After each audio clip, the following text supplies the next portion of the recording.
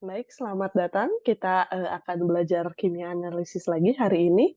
Nah, seperti yang bisa dilihat ya, hari ini judulnya adalah hubungan konsentrasi OH- dengan pemisahan kation. Nah, jadi, pada materi pemisahan kation berdasarkan metode H2S, kita sudah mempelajari bahwa, akan ada penambahan buffer ketika kalian memisah-misahkan kation. Nah, buffer itu kan fungsinya ada salah satunya adalah untuk menekan konsentrasi OH-. Nah, kenapa konsentrasi OH-nya harus ditekan? Kemarin sudah kita jelaskan ya bahwa, penekanan konsentrasi OH- itu akan berpengaruh kepada pemisahan kation-kation tertentu. Ya, jadi nanti akan ada, kation yang dapat dipisahkan dan akan ada kation yang, dapat dipisahkan dengan cara dilarutkan dan ada kation yang mengendap. Nah, seperti apa perhitungannya? Nah, kita lihat dari sini ya. Jadi nanti ini berkaitan dengan, materi pemisahan kation ke dalam golongan-golongannya. Nah, kita kembali dulu ke materi yang di sini. Di sini materinya adalah hubungan konsentrasi OH- dengan pemisahan kation. Jadi bagaimana hubungannya? Kenapa konsentrasi OH- itu dapat berpengaruh kepada pemisahan kation? Nah, kita lihat ya. Nah, kita baca dulu boleh? Kation dapat dipisahkan satu sama lain dengan berdasarkan kepada pengendapannya ketika ditambahkan reaksi-reaksi tertentu. Ya, salah satu reaksi yang umum digunakan untuk mengendapkan kation adalah basa dengan menghasilkan endapan hidroksida. Nah, ingat ya, ini umum digunakan, tapi tidak selalu ya, tapi ini umum, sangat banyak sekali kation yang dapat diendapkan, dengan menggunakan basa, menghasilkan endapan hidroksida ya. Nah, besarnya konsentrasi OH- pada basa yang digunakan akan berkaitan dengan kemampuannya mengendapkan kation tertentu. Jadi ternyata konsentrasi OH- ini berkaitan erat dengan bisa nggak nih kation ini diendapkan gitu ya. Nah, untuk mengetahui kemampuan basa dalam mengendapkan suatu kation, kita akan mengenal satuan KSP, hasil kali kelarutan. Nah, ini pasti kalian sudah pernah dengar ya. Jadi yang namanya pengendapan suatu kation itu bergantung sekali dengan nilai KSP-nya, hasil kali kelarutan ya.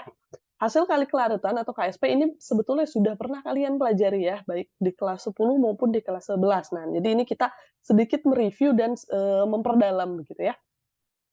Merupakan sebuah tetapan yang didapatkan dari hasil kali konsentrasi ion pada kondisi larutan tersebut jenuh setelah dipangkatkan dengan nilai koefisien dari persamaan ionisasinya. Nah, kalau kalian membaca secara paragraf begini pasti agak pusing ya. Nah, kita lihat ya, kita lihat, penyederhanaannya. Nah, jadi begini, kondisinya sebuah larutan berdasarkan kelarutannya dapat dibagi menjadi 3 jenis. Tidak jenuh, artinya larut, tepat jenuh, jadi ini, kalau ditambahkan sedikit lagi saja basanya itu dia akan sudah mulai mengendap begitu ya. Kemudian lewat jenuh, nah berarti sudah lewat jenuhnya, berarti sudah mengendap. Nah, kondisi tidak jenuh ini bagaimana? Kita lihat dulu, pengertiannya. Kondisi larutan ini terjadi saat konsentrasi sebuah larutan belum melewati nilai kelarutannya, sehingga masih memiliki peluang untuk dapat melarutkan lebih banyak senyawa pelarut ya. Artinya masih bisa larut, belum mengendap ya. Kondisi tepat jenuh dalam kondisi ini, konsentrasi yang dimiliki oleh suatu senyawa sama dengan nilai kelarutannya, sehingga zat akan mengendap.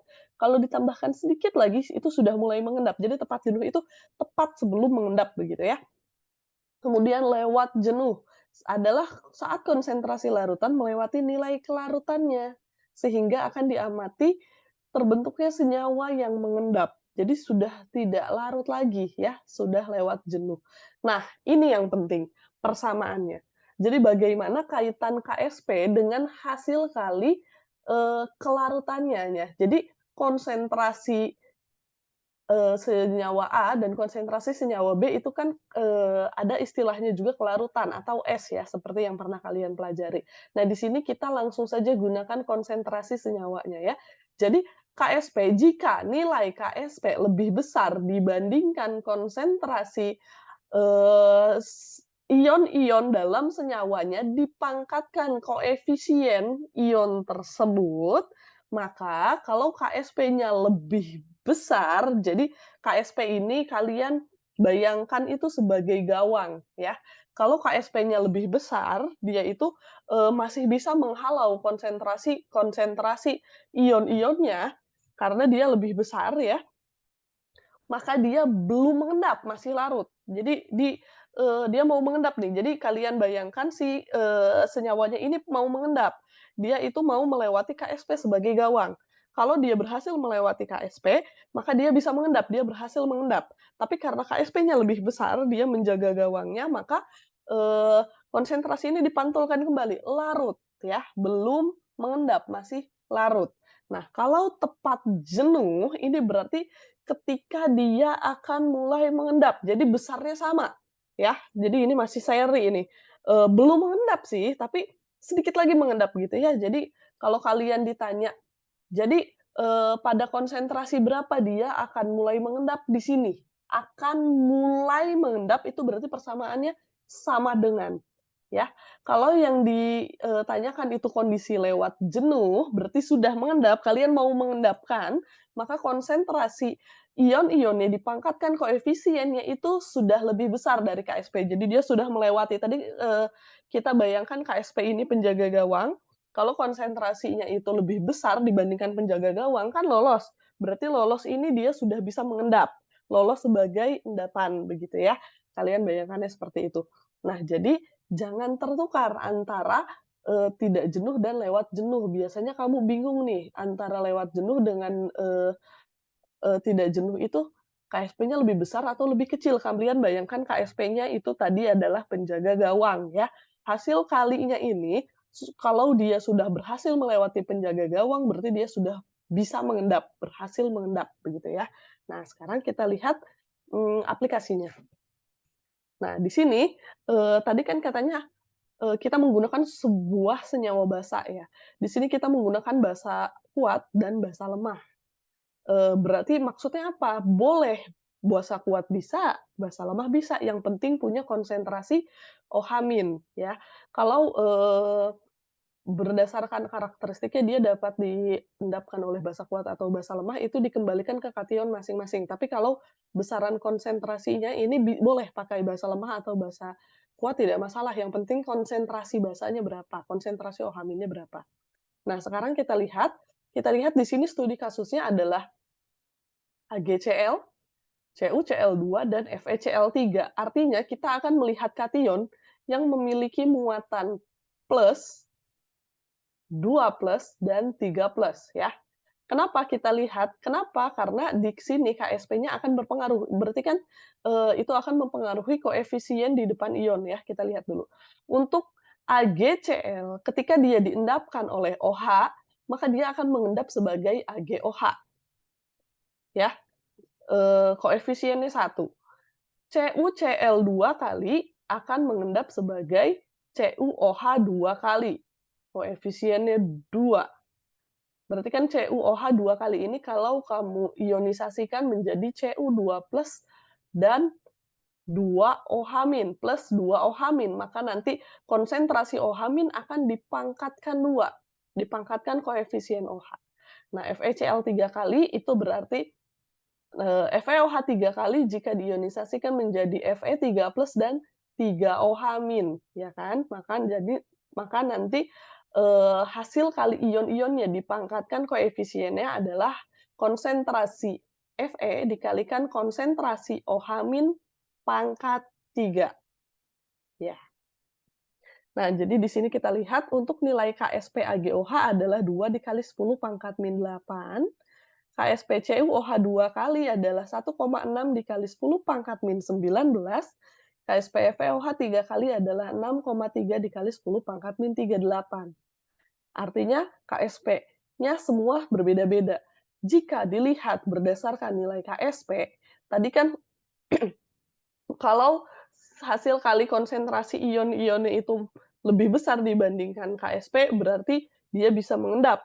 Berarti semakin kecil KSP-nya, dia akan semakin mudah mengendap.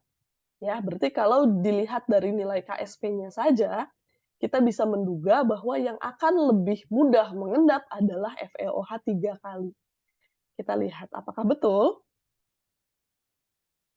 Nah, studi kasus ya, kita lihat. Suatu larutan mengandung AgCl 0,01 molaritas, CuCl 0,02 molaritas, dan FeCl3 0,1 molaritas. Jika ke dalam larutan tersebut ditambahkan larutan basah, hitunglah konsentrasi OH- minimal yang dibutuhkan untuk mendapatkan endapan AgOH, CuOH 2 kali, dan FeOH 3 kali. Maka jika ditanyakan berapa konsentrasi OH minimal, itu berarti persamaannya adalah sama dengan ya, KSP AgOH sama dengan konsentrasi Ag plus dikalikan konsentrasi OH min. Nah, kita lihat ya. Ini nilai KSP-nya tadi ya, sudah diketahui, kita lihat. Nah, jadi persamaannya sama dengan ya, karena tadi yang ditanyakan OH minimum ketika mulai mengendap, ya. Jadi di sini Ag plus diketahui ya konsentrasinya 0,01 dimasukkan yang ditanyakan ini, konsentrasi OH minimum ya, ketika dia mulai mengendap. Maka kamu hitung saja KSP-nya kan diketahui. Maka OH minimum adalah KSP dibagi konsentrasi Ag plus. Nanti dapat OH minimum supaya Ag OH bisa mengendap adalah 2 dikali 2 dikali 10 pangkat min 6 molaritas. Nah, yang perlu diperhatikan satuan konsentrasi yang dalam tanda kurung atau yang berkaitan dengan pH dan KSP itu selalu molaritas. Jadi kalau misalkan di sini kebetulan sudah diketahui molaritas ya, yang diketahui. Jika misalkan di soal itu di sini yang diketahui adalah normalitas, maka harus diubah dulu menjadi molaritas. Nah, di sini perbedaannya adalah untuk AgCl ini kan OH-nya dipangkatkan 1. Nah, untuk CuOH 2 kali, OH-nya dipangkatkan 2. Maka untuk mendapatkan OH minimum nanti ini dibagi kemudian diakar ya. Nah, Fe dipangkatkan 3. Jadi nanti setelah dibagi ini diakar 3. Nah, sekarang setelah kalian hitung, kita lihat OH minimum yang dibutuhkan untuk mengendapkan masing-masing kation itu lihat yang paling kecil adalah OH minimum FeOH 3 kali. Maka sesuai dengan dugaan sebelumnya, karena FeOH 3 kali itu paling kecil. Maka konsentrasi OH minimum yang dibutuhkan supaya dia bisa mengendap itu juga paling kecil ya. Nah, kita lihat, kita lanjutkan. Oke, nah ini ini adalah resume dari yang perhitungan tadi ya. Jadi ini sesuai dengan dugaan, OH minimum yang dibutuhkan untuk mengendapkan masing-masing kation dapat dilihat angkanya dan yang paling kecil adalah FeOH 3 kali. Maka kalau kalian dalam suatu larutan sampel itu di dalamnya itu ada ketiga kation ini, ada Ag, Cu, dan Fe. Ketika kalian teteskan OH min, maka yang akan mengendap duluan itu adalah Fe, ya. Kemudian Cu, baru Ag, gitu ya. Jadi mengendapnya tidak bersamaan karena nilai KSP-nya kan berbeda. Kalau di sini tadi memang kebetulan di soalnya konsentrasi masing-masing kation juga berbeda ya.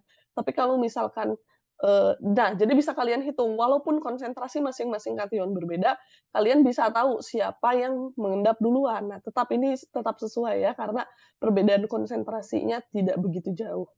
Jadi tetap sesuai yang paling duluan Fe, kemudian Cu, baru Ag yang mengendap ya. Oke? Jadi untuk materi yang hubungan konsentrasi OH- dengan pengendapan kation itu sebetulnya sampai di sini. Nah, nanti setelah ini, jadi kan kalian sudah bisa menghitung konsentrasi OH- minimum. Nah, ini berarti sudah bisa kalian hitung pH-nya. Maka tidak hanya konsentrasi OH minimum saja, jadi begini, kalian kalau punya data, itu bisa kalian harus bisa, mmm, menganalisis data tersebut ya. Kalau di sini dikatakan maka OH minimum untuk mengendapkan AgOH adalah 2 kali 10 pangkat min 6 molaritas, maka kalian bisa menyimpulkan bahwa pH minimum supaya AgOH bisa mengendap, nah ini bisa kalian cari, ya.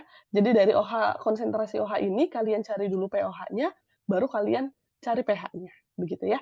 Jadi kalian harus bisa luwes menggunakan data yang kalian miliki, tidak hanya terbatas di OH minimum saja. OH- itu berkaitan juga dengan pH. Jadi kalau misalkan kalian tidak yakin sudah berapa konsentrasi yang kalian tambahkan, cek saja pH-nya, seperti itu. Baik, untuk materi yang berkaitan dengan hubungan konsentrasi OH- dengan pengendapan kation cukup sampai di sini, nanti akan kita perdalam di materi yang selanjutnya. Terima kasih.